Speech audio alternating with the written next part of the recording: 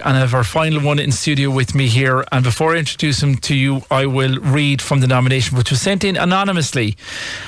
Billy is so deserving of this award for the exceptional care he provided for his late son Conor, who passed away last July following a long battle with cancer. Billy provided unbelievable support and care for Conor for the last 5 years, a role that is so difficult for a parent to undertake. He was the glue that held it all together for them as a family, and his sheer courage and strength deserves so much recognition. Billy's display of kindness, compassion and love for his son throughout his illness was second to none. His attention to detail was nothing short of exemplary, as he left no stone unturned for Conor. There were many dark days and tough times endured by his family, situations that many healthcare professionals would find challenging, but Billy just had a natural ability to cope and manage these hardships. His ability to think on his feet and respond to Conor's every changing need was remarkable, all the while maintaining Conor's dignity and respecting his wishes. As a healthcare provider who had the privilege of caring for his family in their own home, I was absolutely blown away by Billy's self-taught medical and nursing ability as he managed countless tedious dressing changes, medication administration and holistic care. These skills and attributes take most healthcare professionals years to learn in college, and Billy just adapted to this role so quickly and naturally. His problem-solving technique and ability to prioritise Conor's care needs were tremendous skills that Billy held, and this struck me from the very beginning. We were always greeted with a warm and welcome and a happy home as we entered. It was a pleasure despite the challenges that lay ahead. Regardless of the problems that lay ahead, Billy always created a wonderful atmosphere in the home and was well up for the banter and general conversation. It was always Conor's wish to remain out of hospital and stay at home, and Billy made this a reality by dealing with each hurdle that came their way, and together they would plough through. There were times towards the end of Conor's illness that I did not think this was possible, but Billy accomplished this. On the 14th of July, when Conor took his last breath at home, surrounded by Billy and his wonderful family, my admiration for this man reached all new levels as he was nearly after achieving the impossible. He and Conor had fought hard, a hard battle together, and now it had come to an end. I can honestly say that my many encounters with his family have left lasting memories, but most of all, Billy's exceptional role as a father, friend and carer for his son has left an imprint on both my personal and professional life. I could write 5,000 words on the many reasons he deserves the award, let alone the 500-word restriction indicating just how deserving Billy is of this award. And the man is Billy Browne from Killorglin. Billy, good morning and thanks for coming in to us. Thank you, Jerry. Thank you very much. Listen, it's very difficult to obviously talk about it, and you've been through a difficult time, but can you talk to me, I suppose, about the journey that's just been described there by somebody who saw it firsthand? Well, first of all, I'm absolutely honoured by what has been said. To us as a family, and I include my wife Jacinta and his twin brother Neil and his wife Penny, who were there with us all the time. Conor was just, to talk about me being the glue of the family, Conor was the glue of our family. Yeah. He tied us all together, and we did everything in our power to try and make life as easy as possible for him during the 5 years. Conor is gone, but the 5 years weren't all bad. We had wonderful times during it. Yeah. We had wonderful discoveries with each other.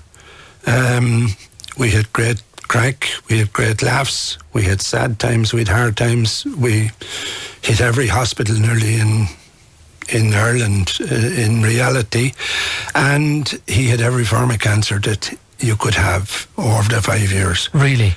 So between operations and treatments and everything, a difficult time, but a wonderful time as a family. Yeah, which is important to say as well, that it wasn't all, even though the outcome was what it wasn't all negative. Did you decide at one stage with Conor, it's like you worked as a team here, this plan to keep him at home was very important, and you faced some massive hurdles? Yeah, we decided very early in our approach, and we're very lucky. Our house at home is wonderful. It's wonderfully set up as well, in that we had a sitting room that Conor could have as his own personal use.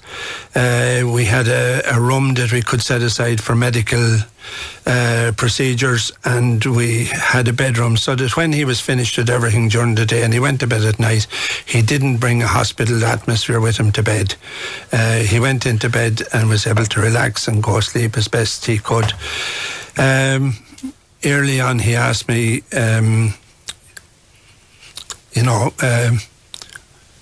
will you do everything? Will you do everything you can for me? And as a family, that's the way we decided, and that's the way we do. I'm getting emotional because it's understandable. Of course, take your time. It's very hard to remember, but it's lovely to remember the good times. With him. Yeah. And look, this award is a recognition from somebody who saw it firsthand of what you and Conor and your family did together through the journey. Yeah, and I believe it has to be one of our public health nurses. You know, without them, we couldn't have, like, they're giving me this award or recommending me for this award.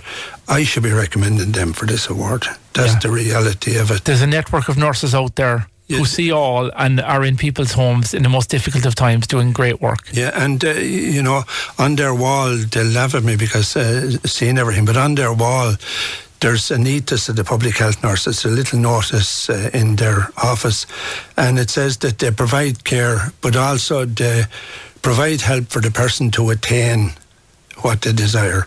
Now, they helped me to attain, and as such, they're the people who deserve it. We've had fantastic care from fantastic girls who came into the house, who got to love Conor and he got to love them. They joked, they laughed.